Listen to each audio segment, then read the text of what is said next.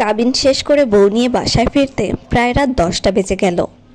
নতুন বউ সাজে মুনিয়া মাথায় ঘোমটা টেনে শ্বশুরবাড়িতে ঢুকলো। তবে চুপচাপ বাড়ি, তেমন আত্মীয় স্বজন আসেনি। সাব্বিরের নিজের খালা ফুপু চাচিরাও আসেনি। অবশ্য দ্বিতীয় বিয়েতে এত আয়োজন করে দাওয়াতও করা হয়নি কাউকে। সাব্বিরের মা সবাইকে ফোন করেছেন, দোয়া চেয়েছেন, এ পর্যন্তই। বিয়ে বা বউ নিয়ে কারো কোনো উত্তেজনা নেই। মুনিয়া ঘরে ঢোকার পরে সাব্বিরের বড় বোন সুমাইয়া আপা এসে একটু মিষ্টি দুধ মুখে দিয়ে গেলেন। দায়সারাভাবে একটু কালো জাম কেটে মুখে ঢুকিয়ে দিলেন সাব্বিরের বড় ভাবি। তারপর সবাই ঘর থেকে চলে গেলেন একসাথে। আর কারো কোনো খবর নেই। সাব্বিরের দ্বিতীয় বিয়ে হলেও মুনিয়ার তো প্রথম বিয়ে, তা হোক বাপ মরা মেয়ে, চাচার বাড়িতে বড় হয়েছে। যদিও বাবা নেই, মুনিয়া এটা কখনো বুঝতে পারেনি। বিয়ে ঠিক হবার পরে খুব কেঁদেছিল। সারা পৃথিবীতে কি পাত্রের এতই অভাব পড়েছে যে মুনিয়াকে ডিভোর্সি ছেলের সাথে বিয়ে দিতে হবে? বাবা থাকলে কখনো এমন পারত না বোধ হয়। মেঝো চাচা এসে বললেন, ছেলেটা ভালো, সৎ ব্যবসায়ী, ভালো আয় ইনকাম করে, কোনো কারণে ডিভোর্স হয়ে গেছে। সেটা নিয়ে বসে থাকলে তো আর চলে না। ওই মেয়ের কপালে সাব্বিরের মতো ভালো ছেলে ছিল না, তাই হয়তো সংসার টেকেনি। তাছাড়া মা, আমার অবস্থা তো জানিস, তোকে এক টুকরো সোনা দিতে পারবো না, তোর সংসার সাজিয়ে দেওয়ার মতো ক্ষমতাও আমার নেই। তোর নিজের পছন্দ থাকলে না হয় সেখানে বিয়ে দিতাম, তাও তো নেই। আমার কথা ভেবে রাজি হয়ে যা মা। মুনিয়া চোখ মুছে বলেছে, আমি রাজি চাচা, কোনো সমস্যা নেই। সাব্বিরের বাড়ি থেকে কোনো দাবি দেওয়া ছিল না। মুনিয়াকে দুটো লাল টুকটুকে লাগেজ ভরে শাড়ি, গহনা, পয়নামার জিনিসপত্র দিয়েছে। হলুদ হয়নি। মুনিয়ার খুব ইচ্ছে ছিল কাঁচা ফুলের গহনায় সেজে একটা হলুদ সবুজ মেশানো রঙের জামদানি পরে গায়ে হলুদে সাজবে। সেটা আর হয়ে উঠল না। থাক, এক জীবনে সব আশা তো আর পূরণ হয় না। অবশ্য মুনিয়ার কোনো আশাই পূরণ হয়নি। বাবা মারা যাওয়ার পরে মাকে ফিরিয়ে নিয়েছে মামারা, আবার তাকে বিয়েও দিয়েছে, কিন্তু মুনিয়ার সেখানে জায়গা হয়নি। মামি তাকে একদিন বললেন, দেখ মুনিয়া, তোর মায়ের তেমন বয়স হয়নি, তার পুরো জীবনটা পড়ে আছে। এখন লোকে যদি দেখে তার এত বড় মেয়ে আছে, তাকে কে বিয়ে করতে আসবে বল? তার চাইতে তুই মা তোর মেজো চাচার বাড়িতে গিয়ে থাক। মুনিয়া পরদিনই নিজের ব্যাগটা নিয়ে চলে এসেছিল। চাচির নিজের সংসারে বাড়তি বোঝা, আদর না করলেও ফেলে দেননি, কিন্তু খুব টানে টানে জীবন কেটেছে। তবে আজ এসব ভেবে আর লাভ কি? মুনিয়াকে বসানো হয়েছে সাব্বিরের ঘরে। সাব্বিরকে এখনও সামনাসামনি দেখেনি মুনিয়া। হোয়াটসঅ্যাপে ছবি পাঠিয়েছিল বড় দাদা, মানে মেজো চাচার বড় ছেলে। সাব্বিরের সাথে তার কি যেন ব্যবসা, সেখান থেকেই বিয়ের প্রস্তাব। না, সাব্বির দেয়নি বোধ হয়। মেয়ে খুঁজছে এই খবর পেয়ে বড় দাদাই যোগাযোগ করেছে। ঘরটা পুরো সাজানো গোছানো, একটা 4 পাল্লার আলমারি, ড্রেসিং টেবিল, ওয়ার্ড্রোব, একটা শোকেজ ভর্তি বিভিন্ন ধরনের বইপত্র, একটা তাকের মতো কাঠের কিছু একটা, নিচে কিছু রাখা, কিন্তু বোঝা যাচ্ছে না কি আছে। কর্নারে 1 পাল্লার আলমারিও দেখা যাচ্ছে। আয়নাটা দেখে মুনিয়ার মনে হলো এই আয়নাটা দ্বিতীয়বার কোনো মেয়ে ব্যবহার করছে। আগেরবারও হয়তো সাব্বিরের আগের বউ এই আয়নায় মুখ দেখেছে। এই ঘরের জানালার পর্দা থেকে চারপাশে একটা রুচিশীল ছাপ। কে সাজিয়েছে? হয়তো সাব্বিরের আগের বউয়ের কেনা জিনিসপত্র। সে তো নিশ্চয় বেডশিট বা জানালার পর্দা নিয়ে চলে যায়নি। মুনিয়ার ক্লান্ত লাগছে। বালিশে হেলান দিতেই চোখ বন্ধ হয়ে এলো। সাব্বির ঘরে এলো অনেক রাতে। মুনিয়া তখন ঘুমিয়ে পড়েছে। সাব্বির মুনিয়াকে না ডেকে পাশে শুয়ে পড়ল। মুনিয়ার ঘুম ভাঙল জানালা থেকে আসা সকালের রোদে। পাশে কেউ নেই, তবে বালিশের মাঝখানটা ডেবে আছে, মানে কেউ ছিল।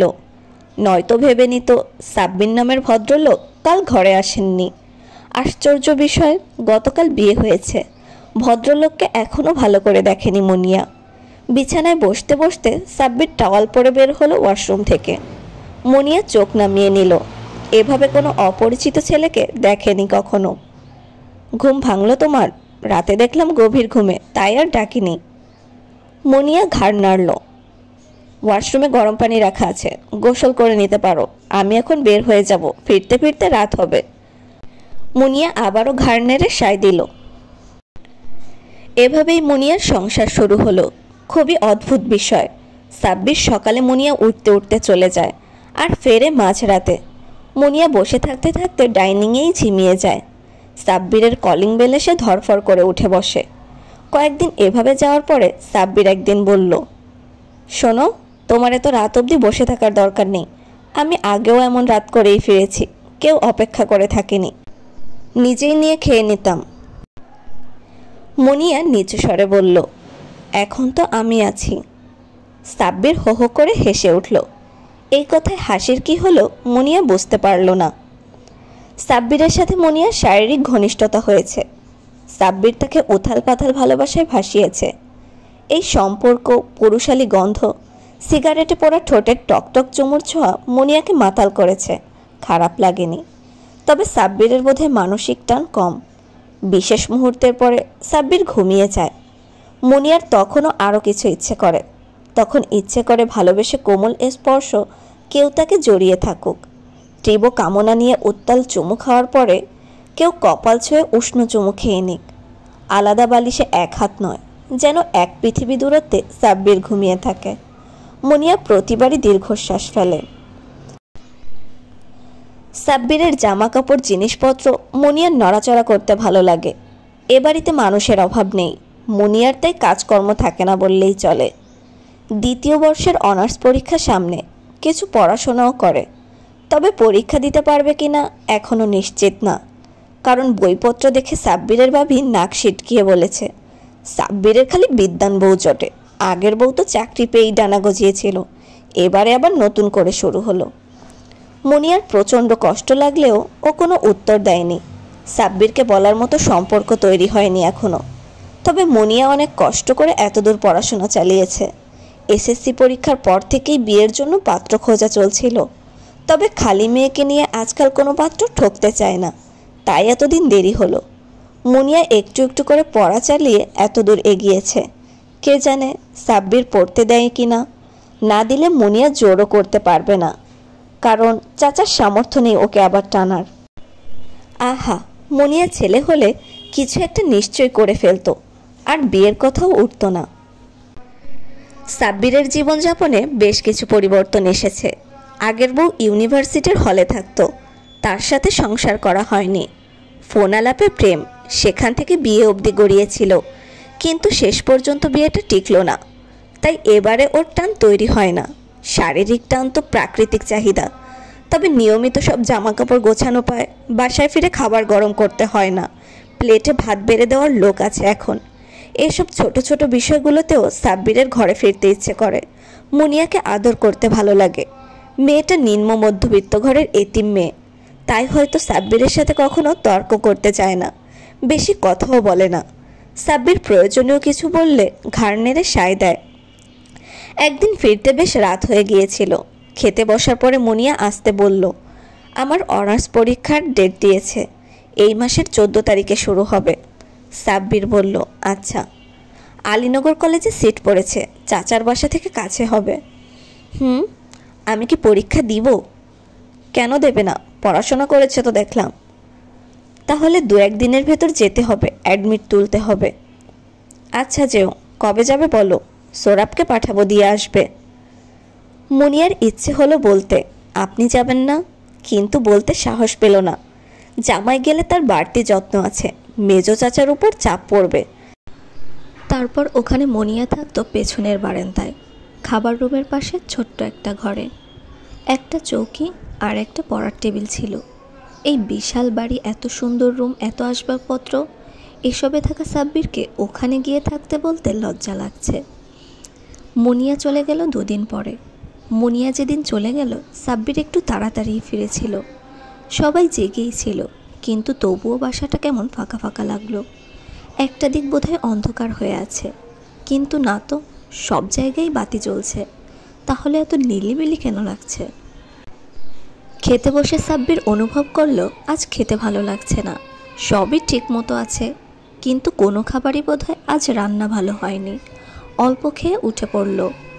নিজের রুমে গিয়েও একই অনুভূতি। তাহলে কি মুনিয়ার জন্য খারাপ লাগছে? কই, মেয়েটা তো এত কথা বলে না তার সাথে। রোজ রাতে শুয়ে মুনিয়াকে কাছে টেনে নেয় সাব্বির, ওর ঠোঁটে গভীর চুমু খায়। মুনিয়াও সাড়া দিতে শুরু করে। সাব্বিরের পশমাবৃত বুকে পোষা বিড়ালের মতো মুখ ঘষে আদর করে দেয়। সাব্বিরের যে অনুভূতি হচ্ছে সেটা শারীরিক নয়, বুকের ভেতর একটা কষ্ট কষ্ট লাগছে, ঠিক কী যেন নেই ধরনের। সাব্বির মনোযোগ ঘোরাতে চেষ্টা করে। কালকে কয়েকটা ক্যাশ মেমো লাগবে। আগে ব্যবসার কাগজপত্রগুলো সব ছড়ানো ছিল, সেগুলো এখন একটা ডেরাজে আলাদা আলাদা করে রডের দোকানের ক্যাশ মেমো, বালি চালানের কাগজপত্র রাখা। মেয়েটা সব কাগজ গুছিয়ে রেখেছে। সাব্বিরের সময় লাগে না খুঁজে পেতে।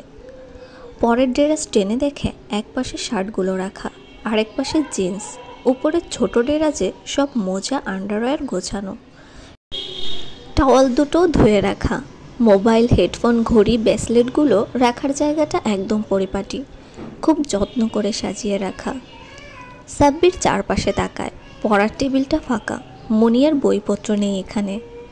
একটু কৌতূহল থেকে মুনিয়ার জামা কাপড় রাখার আলমারির দরজাটা খোলে সাব্বির।